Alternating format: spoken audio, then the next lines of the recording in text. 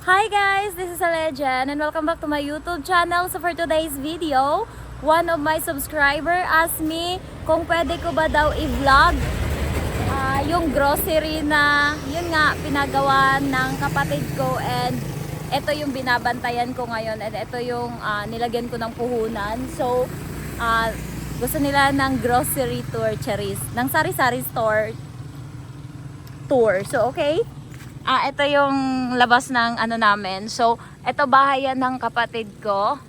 Ano pala, yung parang video kayhan.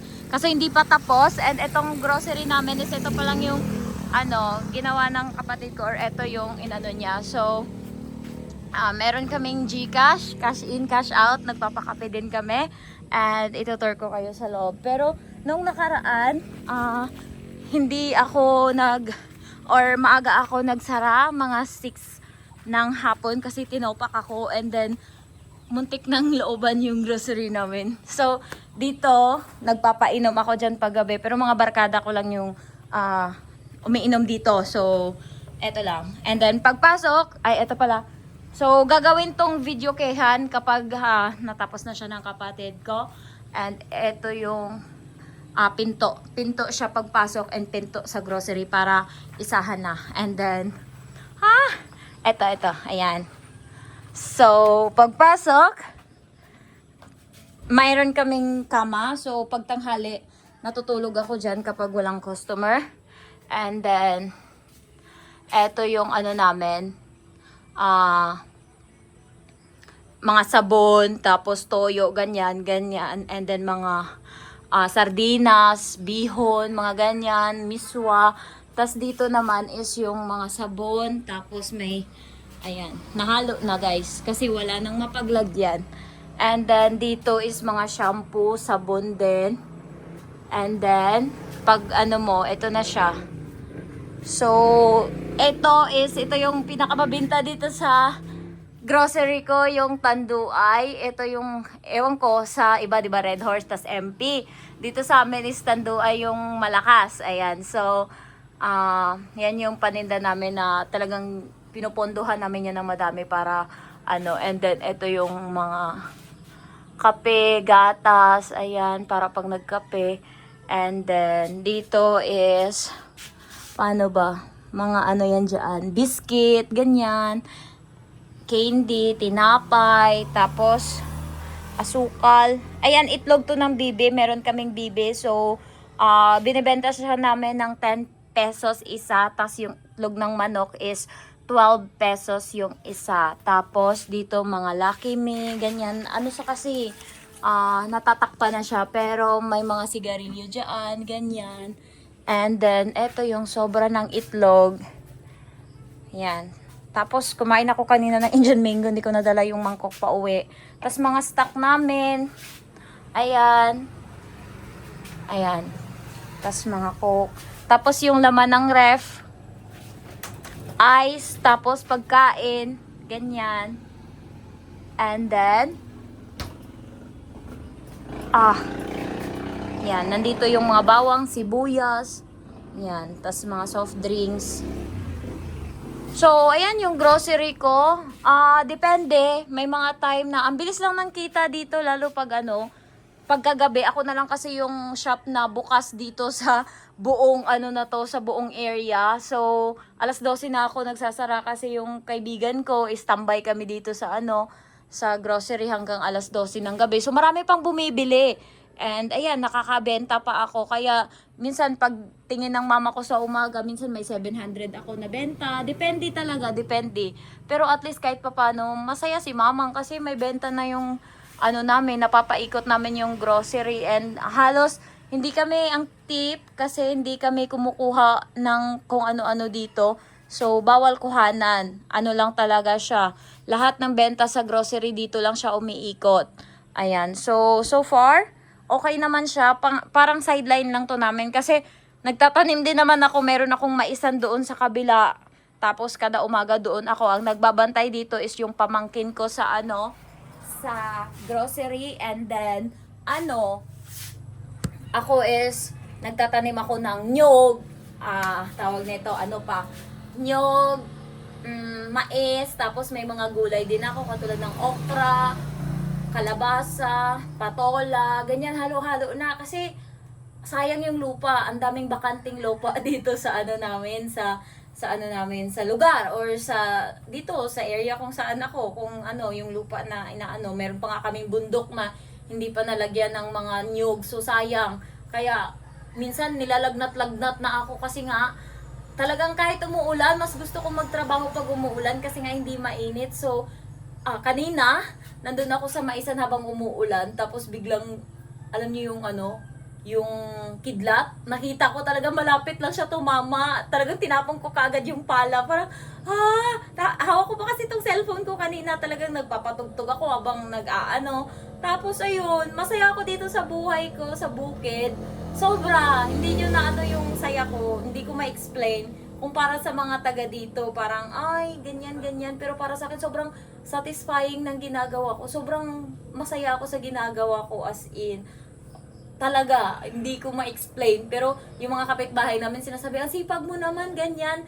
Maganda talaga kapag naranasan mo na magtrabaho kasi yung ano mo ba, yung way mo na ano ka, na magtrabaho is seryoso ka na talaga. So, non-stop ako kapag nagtrabaho, ganyan. So, yun yung natutuwa ako. Tapos, hindi din naman kami. Hello. Ano tani? Wait lang. Nagkampal si Panoy Blang tong magkesa ni Panoy Blang nga ato nang taga pairingan? Panoy nga Mitchell? Hindi. Panoy nga isa. Kay? Ato lang may bukol yo. Kay?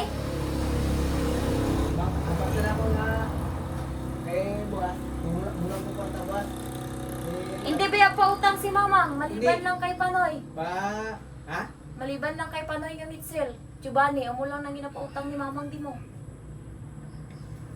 Muna mo di kay may-ari 100. Bilang ko nung long dayaw? 160. Kaya yala ko no Base may 60 ka na, tapos boss, pag magbayad sa ihatag lang ako ni mga 60 kaya hindi magpautang si Mamang kung iban mo. kaya may-ari ko na yung kwarta daw. Wala ka na ko kay bayad ko lang kung sisili eh. Kaya ang ginapautang lang ni Mamang si Panoy lang bala nga ano, nga Mitchell, kag si Giovanni, si Pasio, pwede pa na. Pero pag iban, wala na.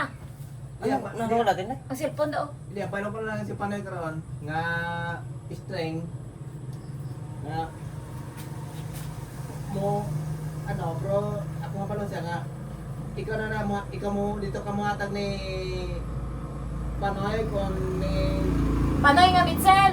Panoy nga Metel dito ka muhatag sa iya sa sisinta so ibo na sa iya kumatag. Panoy nga Mitchell, hindi Oh. ko magpautang. Ang balon ko din nga ang lista kay Panoy nga Mitchell ha. Paano mo na ano? Panoy nga Mitchell. Mapilitan sa kanta ba si Panimitel daw? Oh, hindi ko gusto nga diri si iba nang magpautang. Kay Panoy nga Mitchell ni ang pangalan ha.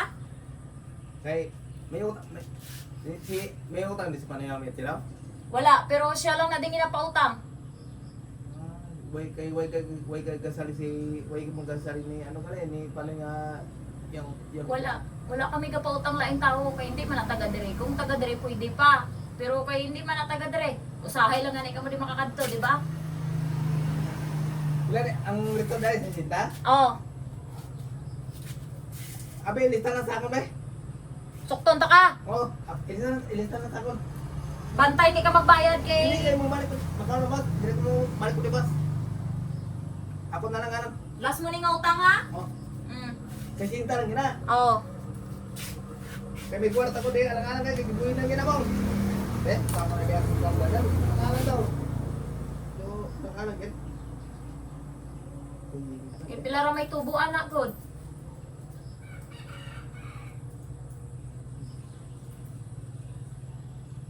Pila.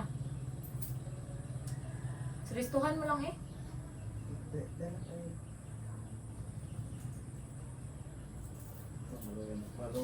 Sige lang eh. 15 pesos. Okay lang na. May utang ka din nga ano, 45. 25? Mm. Okay. Ay na lang yan ni ay lang sa ako na lang nga day. Mm. Eh ako Kay kabalo ka. Si Panoy Maoy na nagkaparating na din, nagkaparating hindi man na paano yung totoo ni nga ni sa ba na Miguel. Sabi mo na. Kabalo ka. Hindi ka na naman.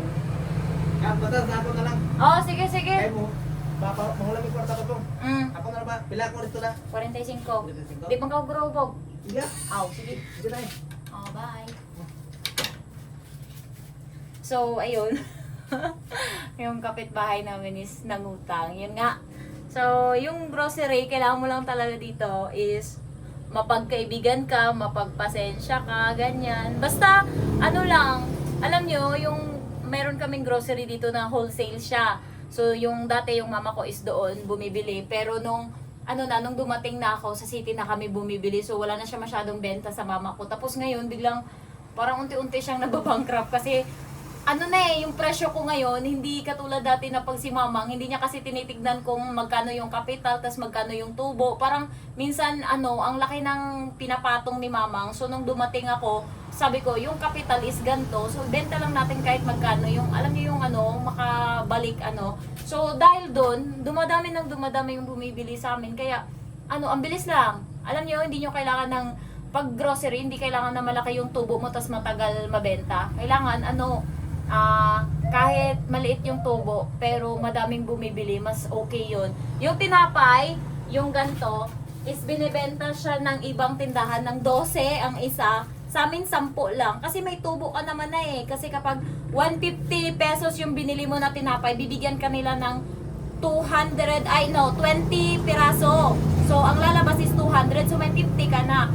And sa tinapay kasi, kapag masira siya, pwede mong i-return sa kanila, papalitan nila ng bagong tinapay. So, wala kang lugi. Kaya, hindi namin binibenta ng tig 12, 10 lang. So, mabilis mabenta or mabilis maubos yung tinapay namin. Kaya, halos, lang ng isang araw, 20 na, nabalot uli yung binibili namin. So, ganun yung grocery. Hindi ko lang alam. Ngayon, masaya si mamang kasi nga marami kaming benta. Simula nung dumating ako, hindi ko lang alam pag nakaalis ako. Kaya habang nandito ako ngayon, ginagrab ko yung opportunity. And natutuwa yung mama ko kasi, yun nga, hindi na kami nahirapan. Dati kasi nahirapan pa siya kung anong ulam, ganyan. Kasi nga, medyo gipit, ganyan. Pero simula dumating ako, may sideline din naman kasi ako. Yung YouTube ko. Tapos, yung Facebook ko pa, din.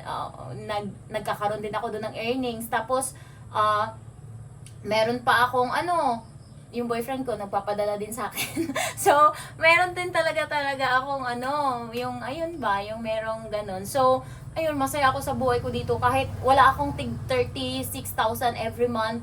Okay lang sa akin. Basta naman, yung peace of mind ko, healthy ako. Ayan, bumabawi-bawi na yung katawan ko kaya tumataba. Kahit maitim ako pero at least mataba ako. Ayan, so lumalaki-laki, nakakain ko lahat ng gusto ko. So ayun guys, sana kayo din maka for good soon. Love you all. Bye-bye!